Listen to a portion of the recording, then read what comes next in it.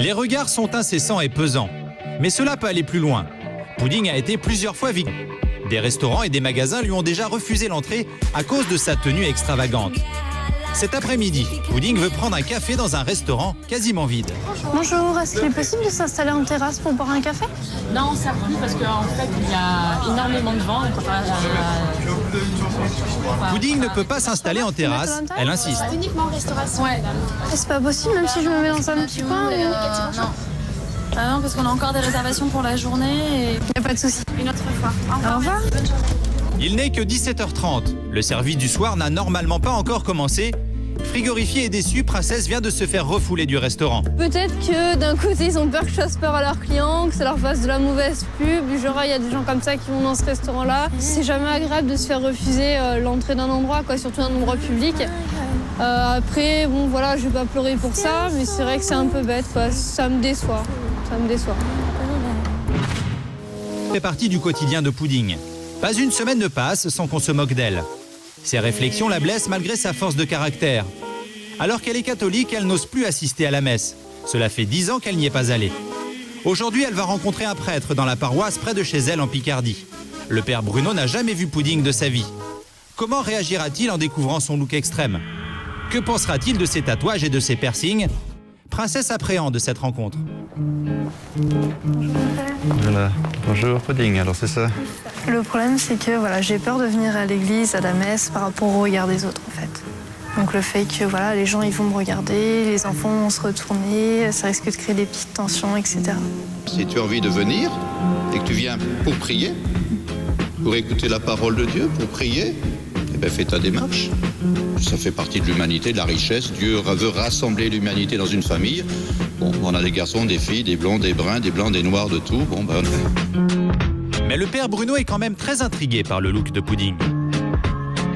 Effectivement, il y a un look plein d'accessoires qui est quand même un petit peu énorme, excessif, fort, je sais pas. En tous les cas, il cherche le regard aussi. Donc quand on cherche le regard, il faut l'assumer peut-être. Toi, tu cherches un look. Moi, j'ai aussi un habit de curé, un col romain. C'est un habit qui veut dire quelque chose. Et les gens me regardent. Je ne peux pas dire je veux qu'on se retourne vers moi et ça me gêne qu'on se retourne vers moi. Je veux pas qu'on se retourne vers moi, je veux simplement être moi, en fait. Est-ce qu'être moi, c'est autant d'accessoires? Si c'est comme ça que je ressens, je pense que oui. Après tout, ça fait un peu carnaval toute l'année, c'est pas mal non plus. Non? Ça a un peu de couleur. Oui, ça met de la couleur. La conversation entre Pudding et le prêtre s'est très bien passée. Pudding repart apaisée. Elle pourra aller à la messe, le cœur léger. Cet entretien, ça a été vraiment un moment de, on va dire, de bonheur. Il m'a vraiment bien expliqué. Venue dans l'église, même avec ce style, ce look, à partir du moment où j'étais chrétienne, c'était super.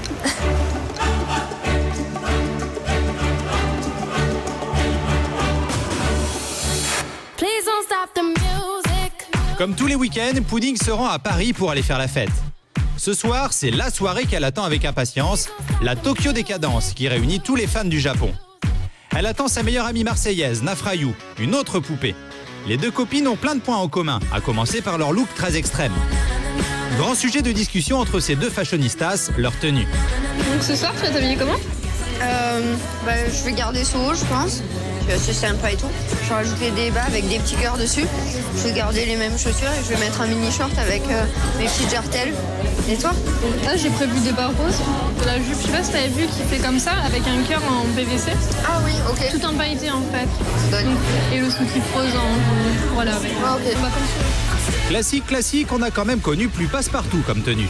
Pudding et Nafrayu sont roses jusqu'au bout des ongles. Tout est pensé en fait, que ce soit le portable, les accessoires, le porte-monnaie, l'agenda, vraiment tout. Le mien, j'ai fait customiser en fait directement au Japon. Donc bien brillant comme j'aime, avec des petits nœuds, les petits cœurs, voilà. Donc ça, c'est moi qui ai customisé mon portable. Et là, il y a un petit plus, qui est un miroir. Donc miroir intégré dans le portable. C'est de la création made in Pudding. Nafrayu vient de Marseille et Pudding de Picardie. Elle se change donc directement dans les toilettes du café. C'est pas évident, parce que ça demande un peu d'organisation, mais on y arrive. C'est parti pour la transformation.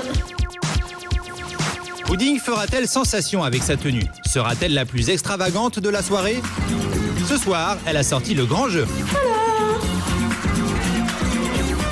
Pour Princesse Pudding, c'est donc lingerie en PVC et bottes en fourrure. Et pour Nafrayou, c'est porte-jartelle et lingerie fine.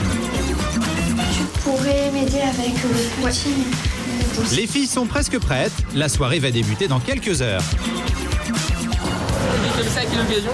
On est comme ça tous les jours. Voilà. Vraiment? Avec leur tenue de gala, les deux Pink Ladies font sensation dans la rue.